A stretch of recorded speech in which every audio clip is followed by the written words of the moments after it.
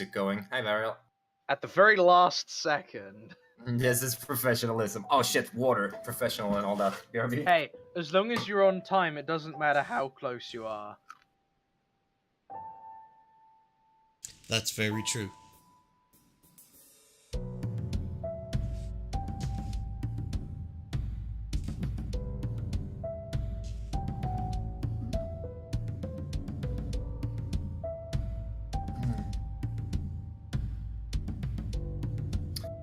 Alright, I'm back with water. Everything is looking good on my end.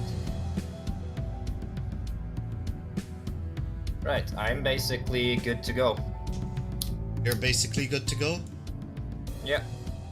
Alright. Well, I could use a pee actually. Go pee.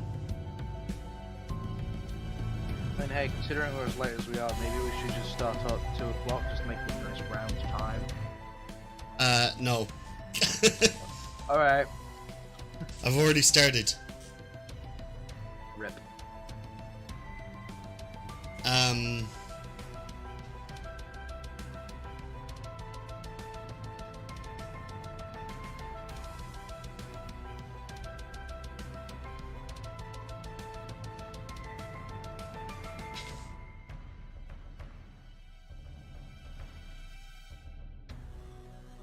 Alright, I'm back and ready now.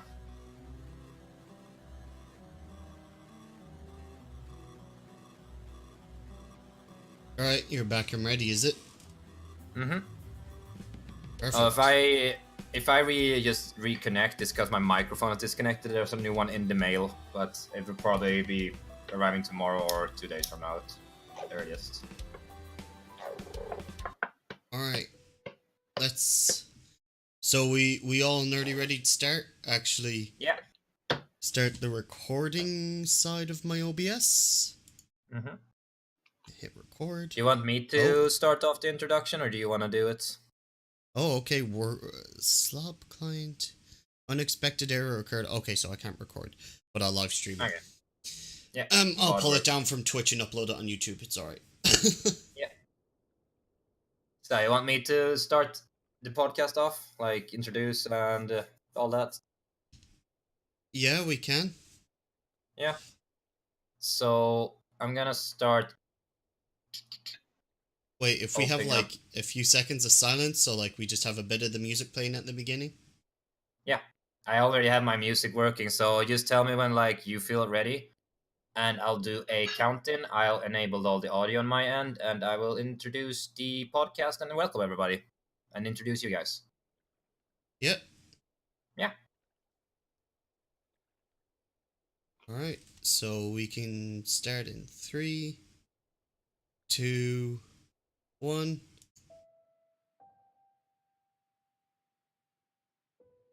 And welcome everybody to this pilot episode of Excog Radio. I will be your main host or co-host main host today, Mr. Angel Lux from Lich. Joining me today is Mr. Kida, Aoki Kida. Is that how I pronounce your first name? I'm still bad. Aoki. Aoki Kida. Yes.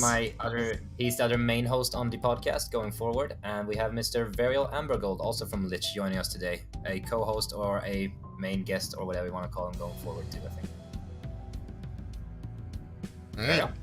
Oh, infamous busybody.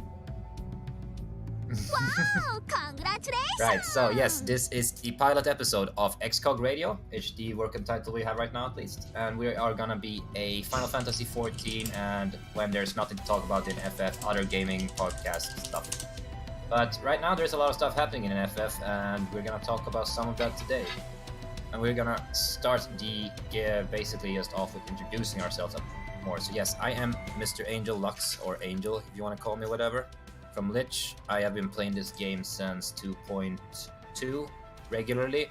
I made my character back in beta, tried it out, joined at the summer afterwards, and have basically been playing on and off since then. I got a house back in 2014, so I've invested a lot of time in that, and then the auto demolition made it so I never could up sub, so I've been stuck in this game ever since like a prisoner. And now I've been opening up a bit more and starting to give back to the community and help people out, because I've been playing this game for almost 11,000, 12,000 hours. I've learned a lot and I want to share that knowledge. yeah, that's basically quick and short about me. Mr. Kita, do you want to say something or introduce yourself? Well, so my name is Aoyuki. Most people just call me Dean. And we, well, I run IGG or Independent Gaming on Lich, and we do a lot of stuff together as an FC. I'm one of the biggest, probably FCs on Lich in terms of at least strong player base. I also will be running with Mr. Lux here, we'll be running a raiding Discord as well for all of the light data cluster. Mm-hmm. We have a lot of small little projects and plans in the making, both me and Mr. Kita here. And we're gonna see if we can get a lot of those things up and running. The raiding Discord, yes, is one of them. We had some fun runs there already. And we're also helping a lot of the people leveling through Eureka right now to reach Triple Destiny Arsenal. But that's our main topic for today, so we won't get that quite yet. So, Mr. Varial, do you want to give a short introduction about yourself? My name's Varial Ambergold, and compared to these two, I probably haven't been playing as long. I joined shortly after the release of 4.1, so I missed all the fun stuff like Black Mages with Raging Strikes, but I was around for all of the not fun stuff like Ventures being things that had to be held in your inventory. I don't really do as much as these two, but I seem to be getting involved in a lot of the things that Angel has been up to recently. If you've been watching his streams, you might recognize me as one of the party leaders. The most cursed party leader. That is very true. Mr. Varial here has been a party leader quite regularly on our BA runs as party number 4, and he's been regularly the last person to fill and the first person to die, and other very interesting curses around him. So it took me like 20 runs to get my Ozma clear because things kept going horribly wrong. At one point, someone who was my friend joined ended up being a party leader, and so on their very first run, they got their Ozma clear, which was awesome. Meanwhile, I got killed by the lightning storm in Raido because of lag, which was not awesome. Oh yeah, it happens. So yeah, we already touched a little bit about it, on this BA stuff, but before we do that, there's some stuff in Final Fantasy 14 some people not might be aware of. It's the Garo event is drawing to a close soon, so if you haven't got on that, you need to do your PvP stuff. You need to get to the Wolfton, you need to get a full set of one job, and then talk to the disreputable dude there and get a title. With that title, you need to win 10 frontline games, 10 feast games, and 30 10 or frontline games in total to get 3 different mounts, which are going away in 5.1 if I remember. So get on that if you haven't already. For those who are wondering what the items look like, at least for the healer, you can see I have the Astro Weapon and the body piece for the female characters. It is bought at the entrance to the Wolf's Den if anyone's wondering. And there's a lot of people go on there. If you're having problems getting into PvP like I do all the damn time, there are plenty of PvP discords out there. I strongly recommend joining one of them, seeing as PvP seems to not be in a great state, well, ever, and certainly not now given the server split and it's the run up to the new expansion and everything else going on. Yeah, PvP definitely took a blow this expansion overall with the revamp from the old way of doing PvP when they condensed all the combos and basically removed all the abilities from most of the classes. On one hand, it got rid of a lot of the cheese. On the other hand, I wish I was around for Black Mage being able to cast Sleep and just sleep the entire team. That was a lot of fun things back then. Like, I mained Dragoon for the longest time, even in PvP. And even back in Heavensward, when you had to do your Blood of the Dragon rotation and all that. No, you didn't really. Played it as more like an assassin. Okay, there's someone with low health, pop Blood of the Dragon, jump in with all your jumps, do some quick damage on him, burst him down, basically. And then jump back out. That's how you should supposed to play Dragoon at least in my opinion. But yeah, a lot of like old PvP players like Yo Never Dies and other people, they have left and quit the game because PvP is just not enjoyable anymore. Square Enix even tried to push it as an esport back then. Didn't really become successful because they just kept changing stuff and it was never really a good place ever. But people still enjoyed it. But to be honest, PvP in all MMOs could never become a competitive esport just due to the kind of aspect of it. It's sort of like saying, and I know this is an odd comparison to make, but the likes of PlayerUnknown Battlegrounds or Fortnite or Apex aren't esports because they're too big. You can't have something with that many players as an esport, realistically. Yes, in the certain scenarios with the 5v5s, you probably could, but it's still not all that competitive to watch. It's not like watching a League of Legends game, for example. Yeah, and I watched one of the early PUBG tournaments, and one of the real issues they had was like they did not know how to cast it or show it.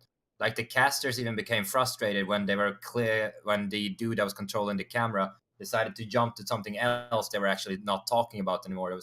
We missed fights that were going on because someone decided to switch the camera perspective to someone looting on the other side of them. It's like, why? It became better, but how do you do esports in a game with 100 people in it? Just to take PUBG as an example. Esports overall, like Counter-Strike, it's been around for so long. It's a staple, but it's also a very simple game. And that is what makes it good, but it's also not balanced completely. There needs to be that like dynamic that things can happen. I played Overwatch a bit recently, and I feel that dynamic in there. But there's also a little bit too much in Overwatch to keep track of, in my opinion. Very true. I mean, to be fair, perfect balance is extraordinarily boring. The only game that you can say is perfectly balanced is tic-tac-toe. And yeah, try playing competitive tic-tac-toe. Yeah, it's gonna be draws upon draws upon draws because there's not any winning moves when you're facing off against a player that is on the same skill level. It's the same with like playing old Ricochet or Ricochet or whatever it was called in Half-Life. Like it was a very skill-based game. You only needed to get hit once. It was basically an insta-gib with not insta-gib weapons, but like throwing discs. It was a high skill level game, but it never really took off because that's just what it is. It was a really high skill level game, but on a very simplistic level. Some people really enjoy that, some don't. I don't know. Oh well, let's get back to Final Fantasy maybe. There's also a picture posted on Instagram today, apparently, from one of the new zones, an Aetheryte. Let's see if I pull that up on stream, because I didn't. Here it is. Whoopsie. I think, Dean, you can probably pull it up on your stream, right? Yep. I'll bring Discord over onto my other screen. And anyone that's wondering, it was the Aetheryte, one of the new Aetherytes for that's nice. The new expansion, and it looks absolutely beautiful. That actually makes me think of Limsa Lominsa.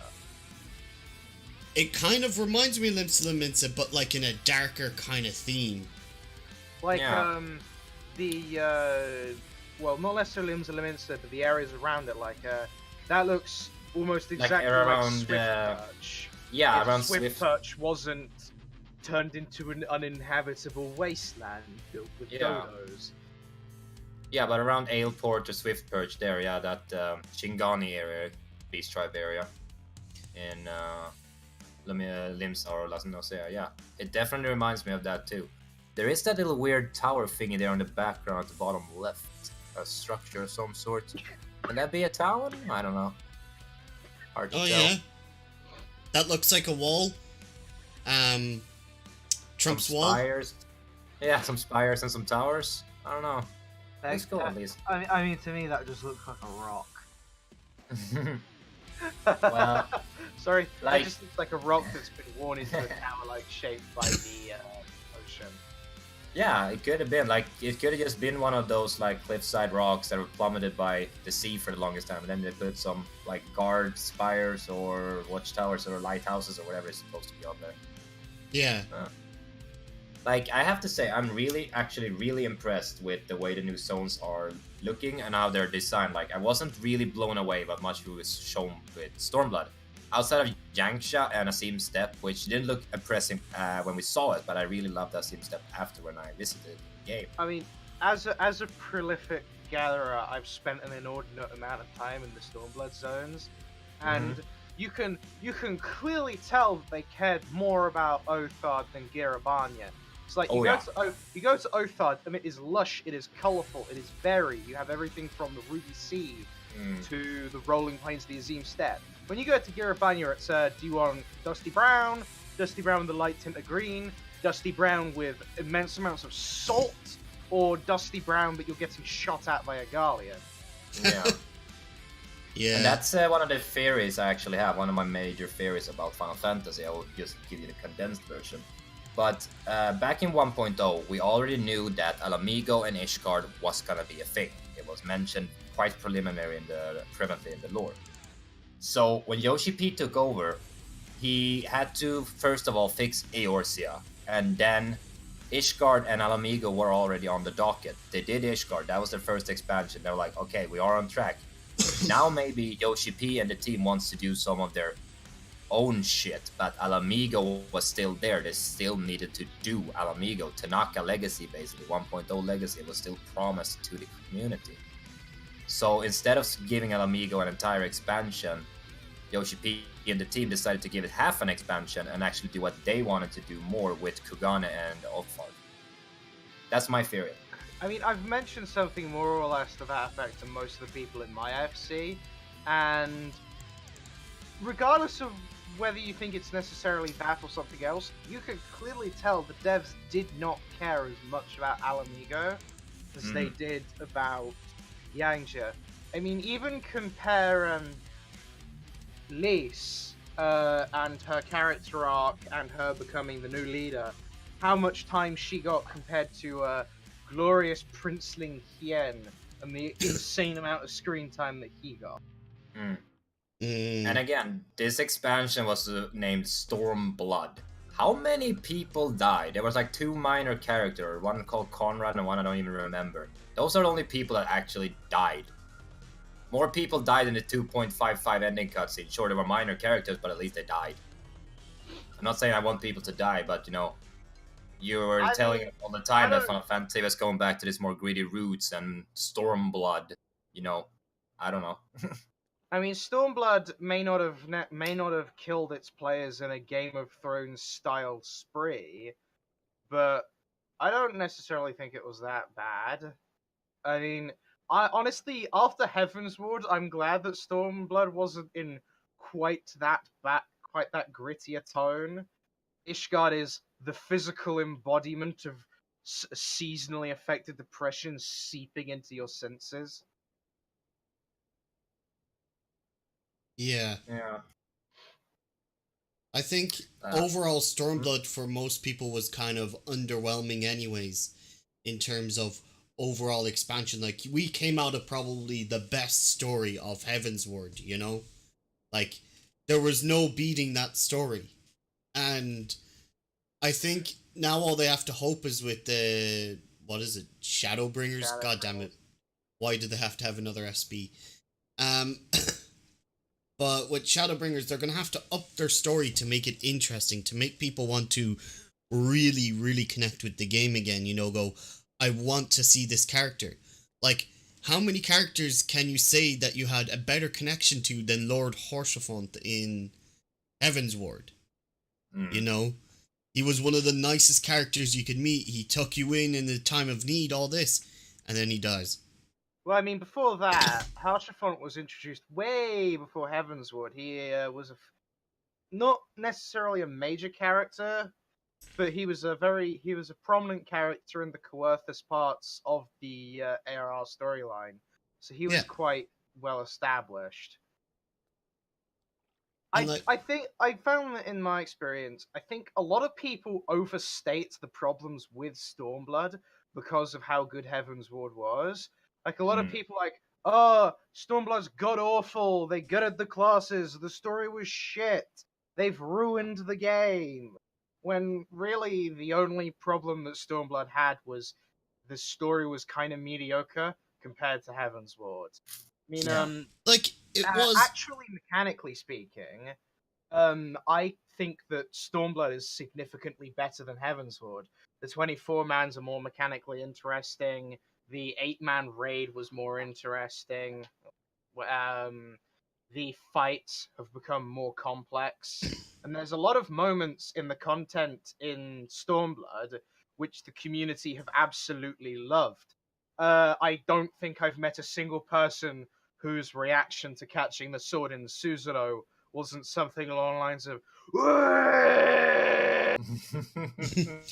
I do agree that they added a lot of very interesting mechanics this expansion to like bosses and dungeons, and like rather than like adding them into Savage content, which was kind of what was done in Heaven's Ward, where the harder content or like more mechanics was added into other like Savage content in Heaven's Ward, and there wasn't really much changes in terms of like how combat was going to act in a dungeon.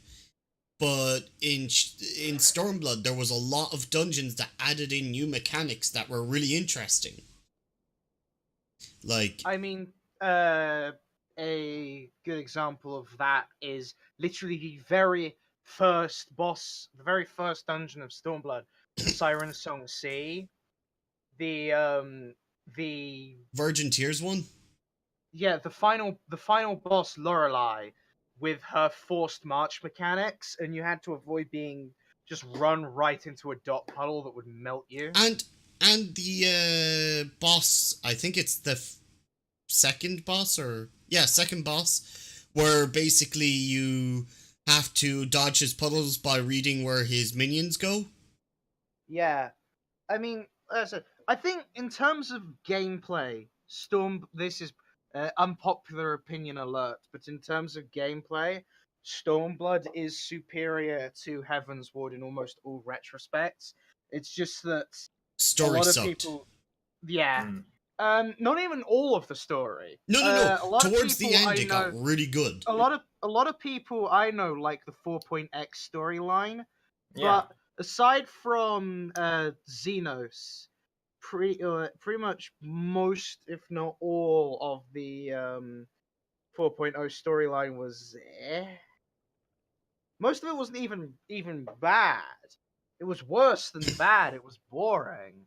Yeah. And not just was it boring, it was pretty like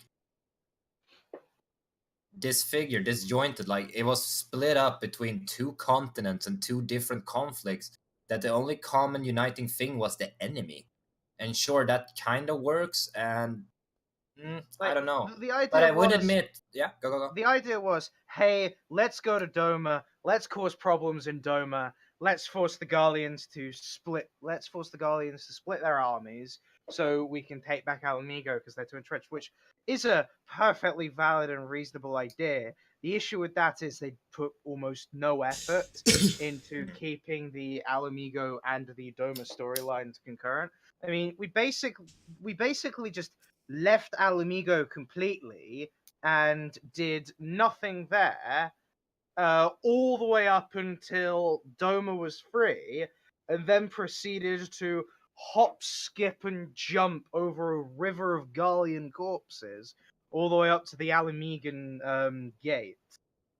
Yeah, and I would admit I did have a little tear of joy when that we brought down the gates of Alamigo, because I thought something epic was about to happen. I thought we were about to unlock a new part of the map and like go into the city and have like an instance fight. No, we got a dungeon. Just to add as well, I think with the story, because someone commented on the stream that they said they liked both Heaven's Ward and Stormblood's main story, and I think it's got to come down to personal taste as well when you think about it.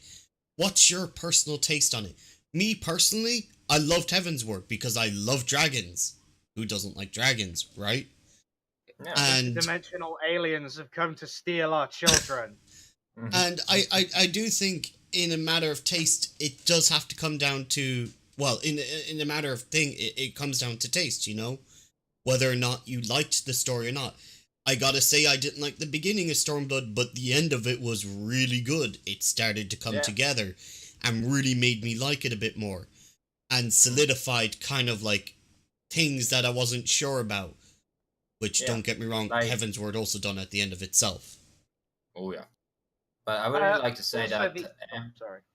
I would just like to say that everything in Stormblood, story-wise, yes, as you said, it started off slow. It had its moments, it definitely had, but everything that happens in the Ffxiv step, I would say, is pretty good. Like, even in the main story, the first time you go through there with the Nadam, that whole thing, and with all the different tribes, I've never was the biggest, like, lore fan of auras, but I always dig how auras look, like, especially the females one. Maybe not the male one so much, but, But getting there and seeing all these different tribes and how their society worked and how brutal it was, like, in this setting, and that's, like, almost nomadic tribe sort of thing, was like, this is really cool. And going back there the second time, not to spoil any current 4.x story, but that was brilliant, and I laughed my ass off. Yeah. Given the problem isn't that the Stormblood story was bad. The Stormblood story was serviceable at its absolute worst and genuinely really fun and enjoyable at its best. The problem is that the Stormblood story was worse than Heaven's Ward. Yeah, and I think everyone can agree with that at least. Like, is that if Stormblood came out before Heaven's Ward, then it would have been a and great story. everyone would have loved Stormblood. The issue is this, that people compare it to Heaven's Ward, and it's just, it's an unfair comparison. Like, I've seen a lot of people compare Heaven's Ward to other really popular expansions. Like, I've seen a lot of the WoW MMOs that I've played, WoW refugees that I've played with, compare it to Wrath of the Lich King. Ooh, that's like, a big one. Yeah, like, Heaven's Ward was everything that an expansion should be. It dramatically expanded the gameplay, it built on the story in every way, it was both a more interesting story and expanded the world's lore. The areas that it brought out were fascinating, the cast of characters were good, and even at the absolute lowest points, it was still a fascinating and interesting story. There was pretty much nothing bad in Heaven's Ward. Well, obviously it wasn't completely and utterly perfect. Everything had problems, but it was better than the base game in every single way. It is exactly what an expansion should have been. So then, coming on to Stormblood, Stormblood doesn't have to be better than the base game, it has to be better than Heaven's Ward. And in the eyes of the community, it isn't, and that's understandable because what did Heaven's Ward bring us? Heaven's Ward brought us Flight. It brought us 3 new classes. It brought us significant mechanical improvements to every class. It brought us a more refined and more interesting gameplay loop. Stuff like you can get totem drops from primals, so you don't have to grind for 9 months straight to get the specific weapon that you want. Whereas a lot of what Stormblood brought us was more quality of life things, like Beastman currencies and ventures being rolled into the currency tab, fights having more unified AoE markers, the classes generally played smoother, except for Dark Knight and Machinist, the poor bastards. Well, they had 2 years to fix it, and they kind of realized they couldn't. So we've seen Shadowbringers. I think another thing that they really made a huge difference with in Stormblood, right, in terms of classes, was definitely the cross-class abilities. And I think anyone can remember when you had to level Dragoon to get Bard. Would know what I mean by that. Yeah. Or as I mentioned earlier, I'm too much of a sprout to have actually been around back then. But there was stuff like every tank had to level Paladin for Provoke. Like, the issue with the cross-class skills is a lot of people look back on them with rose-tinted glasses, being like, "Oh, I could multi-class a little. I could pick up Cure on my Black Mage. I could bring along a buff on my tank. I could expand beyond my roles slightly." But in general, the vast majority of cross-class actions were absolutely mandatory anyway. Like Swift Cast from Black Mage, Lucid Dreaming from White Mage, Provoke from Paladin. And then never mind if you wanted to do full-on raiding, like when I done raiding in Heaven's Ward, I had to level Dragoon for Blood for my Bard, and I didn't want to play Dragoon. Yeah, it's like no, but I do think that the role action system may have gone a little bit too far, because the role action system still has the issue of all of the skills being either mandatory good or absolute garbage. Situational garbage. Like for example, for the Black Mage role actions. I have been playing this class. I've been maining this class constantly since I first started playing this game. I have 3,000 hours into this class, essentially. How many times have I used Break or Drain in serious content? No. I never have.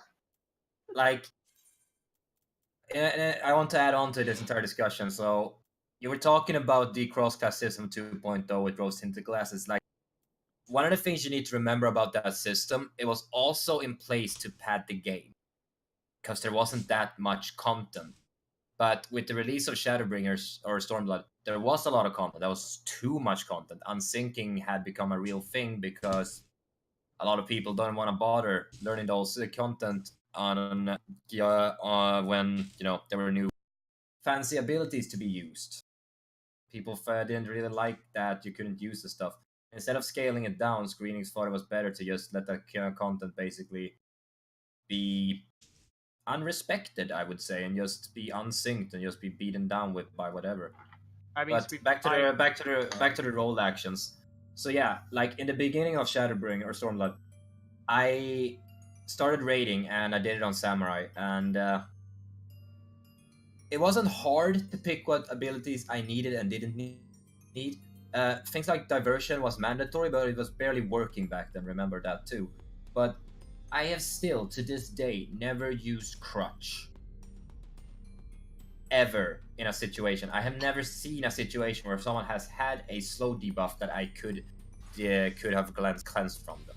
I don't even remember exactly how Crutch works. I'll pull it up real quick.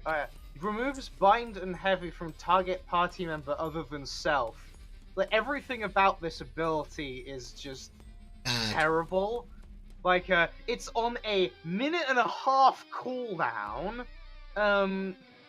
The vast majority of status effects in this game cannot be cleansed. Bind and heavy are, in the majority of fights, either largely ignorable or so bad that you're not going to have enough time to use Crutch on them before they get turned into a smear on the ground. Exactly. And you can't use it on yourself.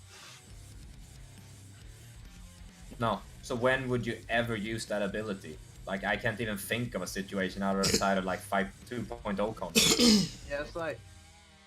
Yeah, that's just the other issue with cross-class actions. I remember not carrying Lucid Dreaming and Diversion on my Black Mage. Oh, yes. Because at the time, I only really did casual content, and it was a choice between take one of those, or drop Surecast, which just allows you to flat-out ignore several mechanics. Yeah. Or, Square Enix basically confirmed themselves that the role actions are a failed system. Like, most classes only really needed 1 or 2 more slots to make it completely viable. But they gave us all of them. Like, here, you complained about not having the role actions, here you go. But yeah, we also complained about hotbar space. Oh yeah, can we get new hotbars? No, PS2 limitations or whatever. PS2 limitations. Yeah, sometimes it does feel like they're doing that, though. Yeah, I do... Please, Yoshi P, please collapse actions. People can. It's like on Paladin, you know, as an example, turn the Rage of Helone combo into one button that rotates through, so you can just hit 1, 1, 1. Please don't do that. Mr. Dean, what were you gonna add there? Actually, I think you could slightly do that, but with a lot of macros. And I mean a lot. But it has been pretty defunct already that macros in combat is not a thing you want to do because there is a delay on every macro line. That's it. That's if you do it in a different way. So you can technically make, you know, the collapsing macros that I'm not sure, but people on my stream can actually see these collapsing macros that I have going on right now, right? And technically with this system, you could actually just add within that macro the next spell it's going to go on to, and then it's going to move to that. And then that could actually be your 1-1-1 combo, if you want to call it that. Because they have a pretty instantaneous reaction. It might work, but then again, why play the game at that point? Why play the game at that point? But the point is well, being you is say that you can't. But that's not actually going to reduce the complexity of your classes. You still have the same abilities; they still function the same way. It's just that you don't have 3 different buttons. I just wonder in that scenario, Mr. Dean, what happens if I have to break a combo? If there's an interruption in a fight, do I just keep spamming that button? And if you have to break the combo, let's say you're running away from the boss, for example, right? It's not a continuous macro, right? You're actually pulling up a new hotbar each time. I think this would be rather complex to explain now because of the complexity of the expanding macros themselves.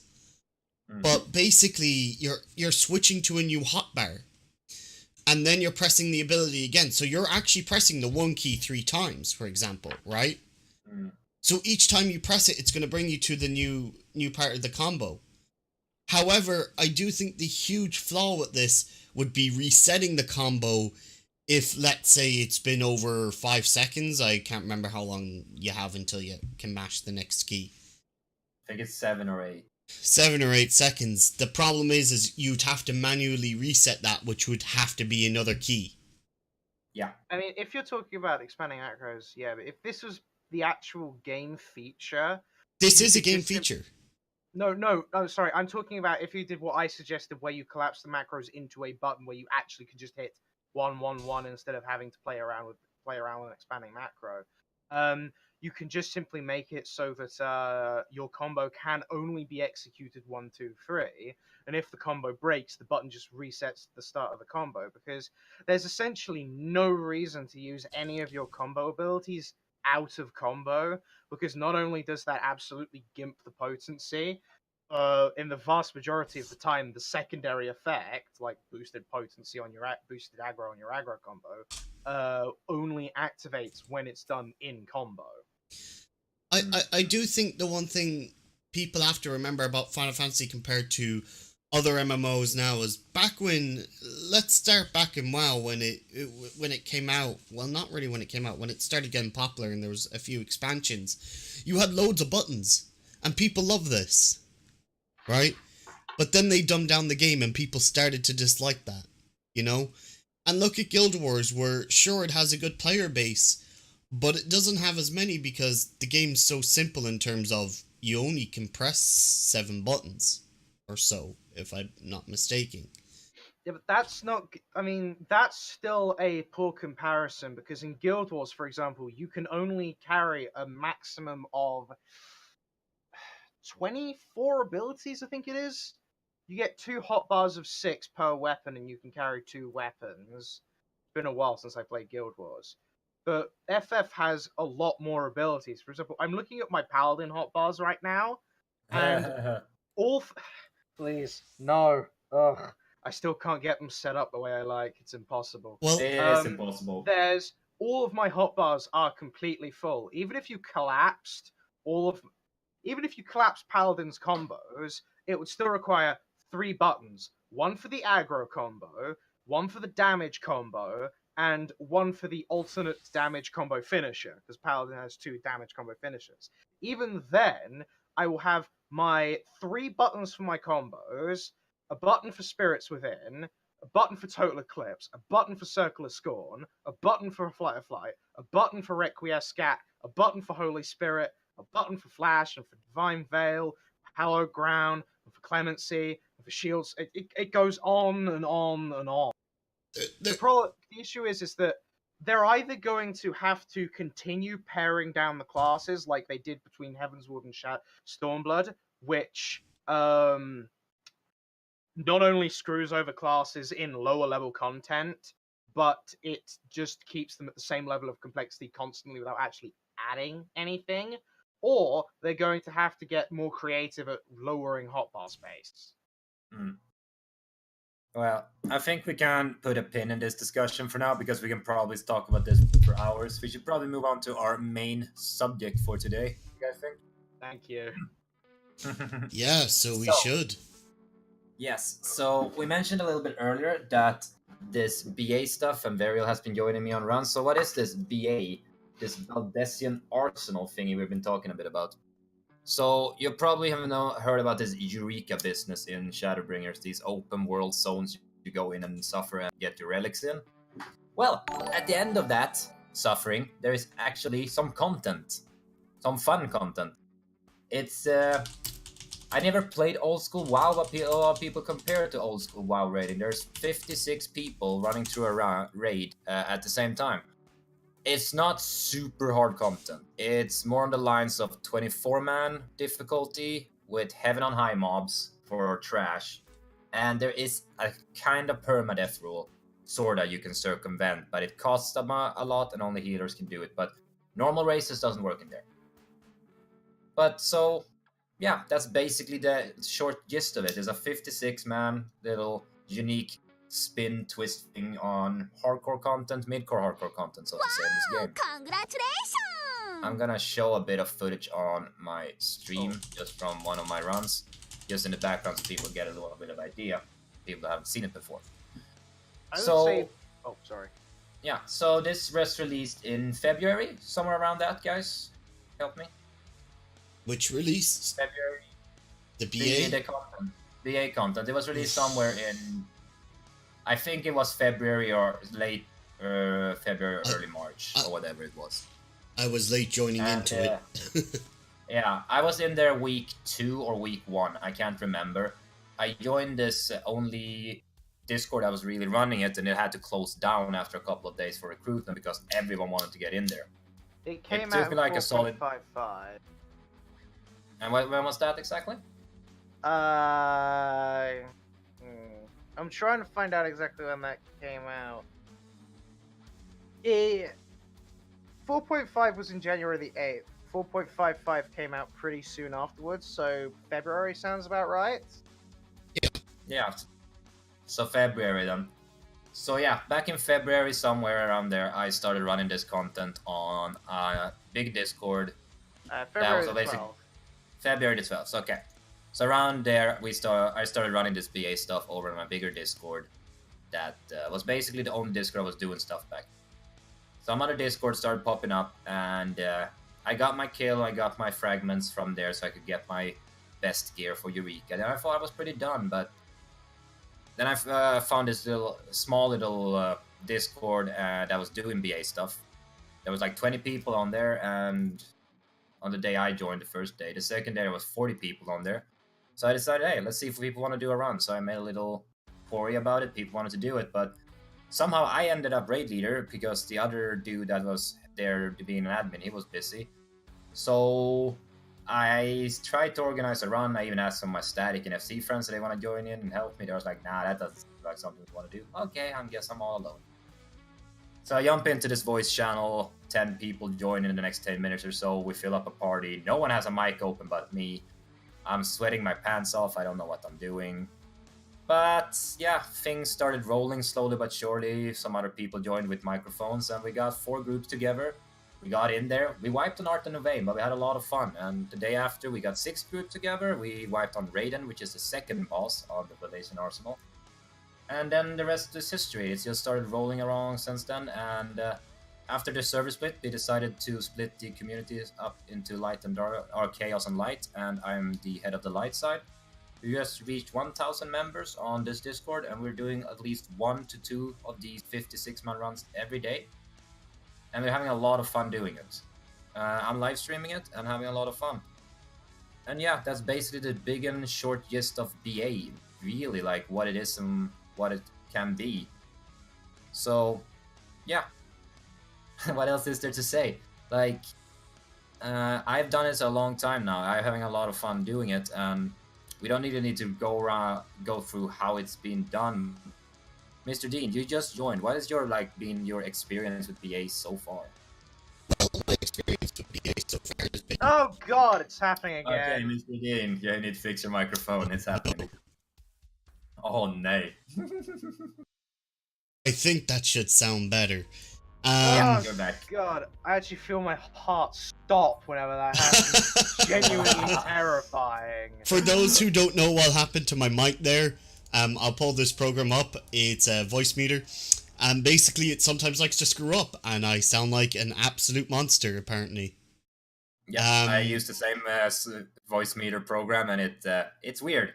Let me say that. Yeah, so it sometimes likes to screw up, sometimes it doesn't. I will try find a solution for this, but currently the solution is just to switch the audio track and back to its original, and it currently works. Well, back on track to what we were talking about, the BA, what I thought of it. I found it very interesting. Obviously, the one reason why I wanted to do BA was the awesome amount. I had no other reason to do it bar the awesome amount. I didn't care about the clear, the title, or anything else at that point. And when I got into it, I was like, wow, so this content's pretty interesting. It's like a mixture between... It's like a Savage 24-man, except with 56 people. Yeah, basically. But it's a little less than Savage because the mechanics aren't as intense. Like, don't get me wrong, like, Ozma definitely resembles how the Weeping City originally felt to me when I first done it. Oh yeah, that was a slaughter back on the But it got even more tense with the the black hole mechanic that they added in. Which did add a little bit more complexity, and actually being able to read the boss's moves is also a little bit more difficult. Which does make it very, very interesting for Ozma. So yeah. Overall, I've like really enjoyed it. I actually can't wait until I do a party lead for a PG run, it's actually an Ozma run on tomorrow. Tomorrow I'll be party leading for my first time. So those who are there, please be gentle. I'm good. I'm a good party leader. I promise you, I will lead you to your death. Just follow your leader all the way into the death. Yeah. I'll be raid leading on that run tomorrow, and we will be having a lot of fun as usual, and hopefully get another kill on Ozma. The thing about Ozma, and I say hopefully, is there's 56 people there, and there's individual mechanics. There's lag, there's server tick issues, and there's visibility issues with effects and names and everything. Sometimes a mistake happens, and that can cause a wipe. Just like an early pull can cause a wipe very, very, very easily. So I got one comment. Am I going to test more reflecting stuff? And the answer to that is absolutely. I've already tried reflecting many things, and believe me, I will find out what will reflect. Believe me, YouTube series coming soon. Will it reflect? Will it reflect? It's going to be one episode, but is this where I get to share the BA cheese that I discovered? Yeah, go for it. Where are your experiences with BA, Mr. Burial? Go on for it. My experience with BA is that it's extremely fun. It's not as bad as some people have made it out to be. I wouldn't even say it's 24-man. Specifically, it's in the mid-tier of 24-man. It's not as difficult as Ozma in the Weeping City or Thunder God in the Monastery. The mechanics are fairly simple. It's just that the entire place is extraordinarily unforgiving. Like, your foot was in that AoE because you didn't quite move fast enough. You're dead, and you're not getting back up. I'm not sure if Angel can show this to his stream or not, but he has a fantastic clip of the second boss from BA, Raiden, killing 95% of the group because they didn't manage to get out of one of his explosions because of a lag.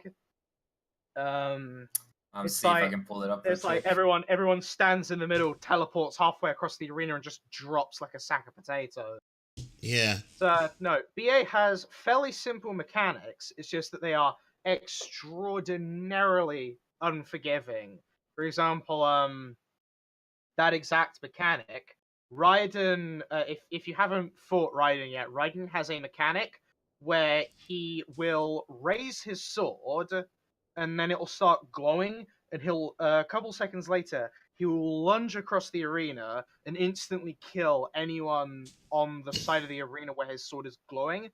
At the same time, he will put an AoE under the feet of 4 different people, which hits for about 12k, I think it is. So the idea behind the mechanic is stack in the center to bait the AoEs, then move. That is an extraordinarily simple mechanic that there's more difficult stuff in other normal mode trials, but if you make a mistake, you die, and it's an entire dungeon of that. It's extraordinarily unforgiving for mistakes. The other thing that probably separates BA from regular content is that the air quotes trash mobs are extremely dangerous. It almost feels wrong calling them trash mobs because one poorly pulled mob and half your group is dead. The best example of this is probably the BA Centaur, which the very first thing it will do is an auto attack. The second thing it will do is an ability called Berserk, which applies a gargantuan physical damage buff on it. It will then proceed to run around smacking tanks so hard that the only thing that's going to let them survive is the invulnerability move. 5 defensive magicite, full elemental gear, and your tank wisdom up? No, you're still dying, Fred. Yeah. So everything in BA is dangerous. Everything in BA has mechanics that you need to pay attention to, and everything in BA can kill you if you aren't careful, which is the thing that makes me like it particularly compared to a lot of other content. Yeah. Because like it's sort of like heaven on high in that regard. Like it's a high risk, high reward situation, and even if the reward might not be like monetarily or the drops at the end or the amount if you already have it or you don't care about it, the fights in and of itself, Osma is rewarding enough to want to do. Like everyone says, they're so on edge, and it's such a heart-pounding moment getting there. The first time I was doing callouts on Osma, I was shaking in my chair so hard. I was so nervous. The first time I got my kill, I made a kill with the group, I almost cried. Like, oh, it was such an experience. When I actually managed to finally beat Ozma and clear the BA, it was so bloody satisfying. I compared it to the time that I managed to clear O10S Savage, and for me particularly, my static for for many reasons was stuck on that fight for 5 bloody months. Yikes. Wow. When I finally cleared it, I screamed so hard it took my throat 3 days to recover. But that was the kind of satisfaction that I got when I finally beat Ozma. I actually think my Osma kill, or my first time calling out Osma, I was more excited than I killed Uvu, because we had so many close calls with Uvu. The first time we met, started hitting in rage, I was like, okay, the fight's over. I've done it. I beat Uvu. Now it's just like a matter of actually finishing. But actually getting a kill on Ozma is so up to chance and people around you that it's just such a nice thing when the stars line up and it actually happens. Because Yeah, that doesn't happen every day. Like, That's for sure. I think the biggest problem with it all is the server tick lag, right? Where, let's say for the meteor mechanic, right? The problem with that, not only are you stacked with a load of people, so everyone kind of moves to see if they have the marker or not, but it also has a delay on who gets the marker, and then you're going to be delayed running to the right of the platform, trying to get over there or to the back.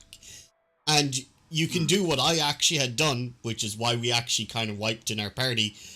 I didn't see that I had the AoE around me for ages. And I tried to run away, and I didn't have enough time. It's kind of why we wiped, so yeah. But, like, that happens not just to me, but to many people,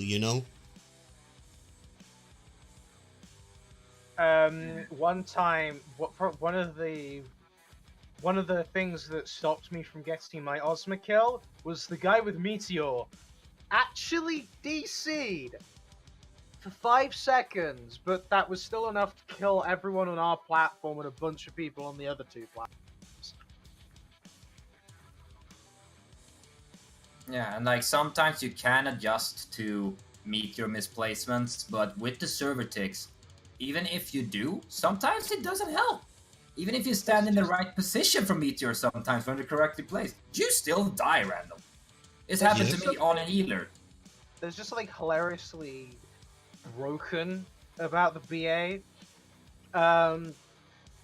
Even without the server tick, there's the mystery stairs running up to Ozma that choose whether or not they actually exist.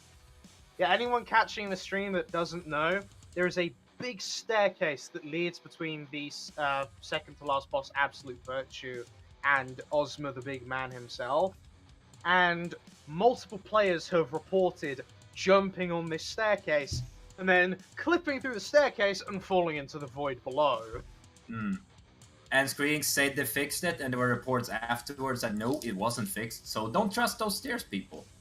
And as Mr. Demonstalker points out in my Twitch chat, you only get 1 try. Yeah, and you spend maybe sometimes 1.5 hours getting there. People get nervous, and then one dude makes a mistake, and it's over. I mean, if you're going to include playing the instance game as the time it takes to get into the BA, there was a run that I went on with Angel, which from getting everyone in a party, getting into the instance, and all the way up to actually getting to Ozma was 4.5 hours. And that's the worst week I ever had. I actually made the mistake of accidentally pulling Ozma early because I was so tired. I slid to the side of my chair and accidentally ran into Ozma. Well, stuff like this happens all the time, doesn't it? But usually a BA run doesn't take more than 1.5 hours to 2 hours at most. Sometimes we get screwed by the instance because, remember, there's no way to queue into Hydatos as 56 people. We do these groups on PF outside, and then we have to somehow, through playing with the instances and manipulating them a bit, get 56 people into the correct instance. Sometimes we need to call for other people outside the run to help fill. Sometimes we have to beg for people to leave the instance so we can get the only one that's up because we can't overfill. It's a real pain, and the instances has been really weird the last couple of weeks. I'm gonna have to try some new stuff soon, which I have in the plans, but we have entered an instance, gotten 2 free groups in there. That instance has locked, a new instance has opened, gotten 2 groups in there. The third group's getting a new instance. Oh, yeah. They only get the same instance. Then we send 1 group out from the primary instance, which has 90 people in it, and they get back in there. And we're sitting there like, what is going on? I was there for that. The system anymore. Yeah, the system doesn't work anymore. It has changed its own rules just the last 4 or 5 days. It's super weird.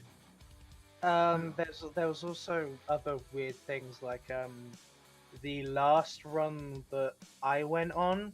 No, the run where I actually got my clear. We almost called it off because Ovni, the giant jellyfish that you need to kill to actually get into the Baldesion Arsenal, was what, half an hour late?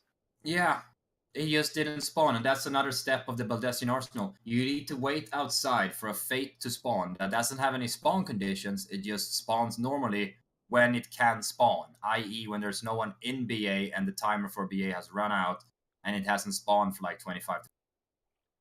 But sometimes he just doesn't want to spawn, or the instance closes, or whatever. But when you do kill OVNI, all 56 people will get marker or a portal buff, and then blue portals will spawn around the map, and we have to wait until those blue portals turn to red and then go in, which takes like 5 to 8 minutes. Why couldn't we just queue into this like a normal duty? It's so dumb on so many levels. And people go around clicking these portals when they're not supposed to, screwing other people over because Karini's can't program a list array properly. And there's a lot of people that just doesn't know about BA and they're like, oh, shiny portal, what's this? And then people get a little bit sad and angry. And we try to not make a big deal out of it, but a lot of other people have reported and been almost harassing to people like this, scared them away from the content completely because they just weren't aware or they didn't speak the language, hadn't heard the news. And then they click a portal and then they got reported from 50 people and got thrown into GM jail for something they didn't even know about. It's ridiculous. Also, there's the issue of the stabilizers just basically not working. Yeah, I mean, it was a somewhat smart idea, but everyone thinks you need one of those items. You don't. I thought you needed them. I got one before I went on my first PA round. I was like, don't use them. I was like, oh!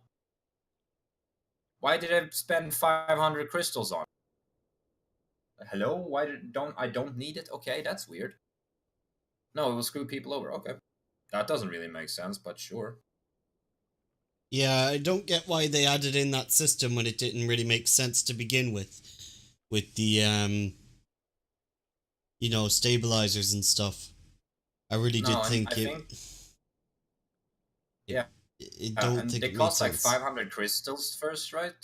Or so you're expecting 56 people to get these 500 crystals together for each run they're gonna do.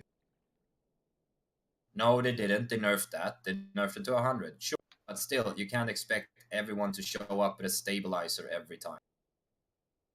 That's a lot of grind, and believe me, I have a lot of plates and a lot of clusters. Last time I did moist box farming, I didn't get a single fucking thingy from there, so I couldn't do any making stabilizers after 3 hours of work. Like, you don't need 500 of 3 different crystals. You could alternatively go for a wildly time-consuming moist box farm and the absolute crapshoot of Hydatos clusters. Yeah. All the time I've spent in there, I only have 5 clusters. Can I make a suggestion? Can we trade in the Aetheryte flasks for stabilizers, please? That'd be awesome. Yeah, or at the very least, for the very least, trade them in for the things that drop from the moist boxes or the Yeah, like something at least. Now, I have like, I'm gonna see how many I have in my inventory now, and I don't even actively farm them. Let's see. I have. What was I looking for again? Yomi card. Oh yeah, yes. I have 29 plates and I have 13 flasks. I also have 81 Pennificilia flames, if anyone's interested. Oh, why do I have all this shit? Oh my god. Oh well, oh well. I think it's also starting to get to time for wrapping it all up. Yeah. So we should probably start discussing the last little things we have on the outline. But yeah, that's basically BA, and we're probably going to talk a bit more about it since we are so involved in it going forward. But yeah, that's basically it. And we want to plug some Discords and stuff. Just talk about that real quick, I think. Other than that, I don't think there was anything more to really talk about. first thing I just want to bring up is anyone who was listening from the beginning, the music that was playing is by Vey. I'll just pull up his full YouTube channel so that way I can actually make sure. It's just called Vey Music, VAE Music, and you can look him up. He's a very good artist. He doesn't have many views on YouTube, so please give him a load of likes and make sure you just listen to his music. It's absolutely amazing, and he creates it all himself. It sounds wonderful. So for those wondering where you can find it that are in the Twitch chat at the moment, I'll link it now. If not, if you're watching this on YouTube, it'll be linked in the description below. And for everyone else, just go on YouTube, look up VAE Music, space music, mind you, and you should find them very easily. Yeah, I linked them over for my chat too. So that is, yes, the music you heard from that stream. I was just using some OC remix stuff for the people that are early on my stream as a music bed while we were setting up the last stuff. And yeah, other than that, we have this raid in Discord. Me and Mr. Dean are hosting. If anyone is interested in any of these Discords we're talking about, we are going to provide links to them somewhere or another.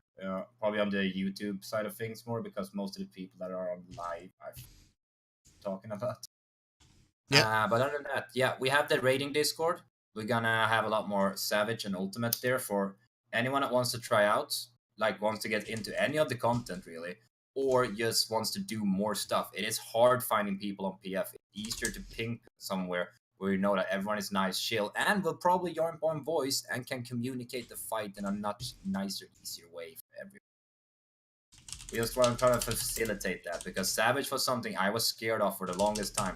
I played this game since 2.x, and I didn't get into raiding until Stormblood. Think about that. Yep.